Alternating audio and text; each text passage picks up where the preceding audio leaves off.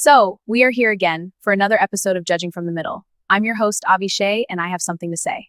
Okay, so this came across the timeline and I had to discuss it. Let's jump into this Todd and Kandi's divorce proceedings. Now, if you recall, Kandi beat Todd to the narrative button, considering she was the one that alerted us, the public, to the divorce. And since then, I don't know about you, but every update just makes me scratch my head. Yeah, because we still don't know what led to these divorce filings. And I'm only saying this because these two lived their lives in front of the camera for years, so why hold on to that?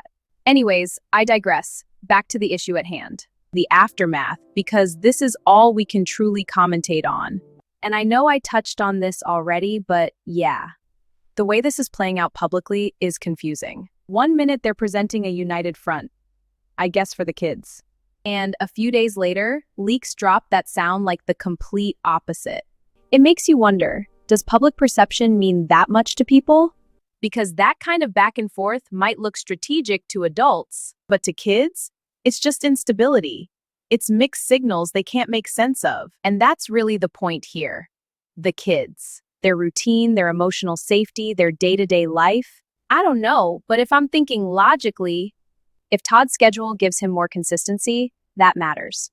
And if Kandi's support system in Atlanta gives the kids more structure, that matters too. Overall, I don't have a dog in this fight, so I'm not choosing sides. And from the outside looking in, they both clearly contributed to this life. Kandi has always come off as the visionary, the one who imagines the big ideas, like the play they put together years ago, or the restaurants. And Todd has always seemed like the executioner, the one who takes those ideas and builds the structure. And I know they are at odds, but that balance mattered then and it matters now. Because at the end of the day, the kids are the ones living through this. And half the time, children don't have the language to explain what they're feeling. They just absorb the tension, the shifts, and the confusion. And judging this from the middle, the focus has to be making sure those kids aren't left trying to process feelings they don't have the words for.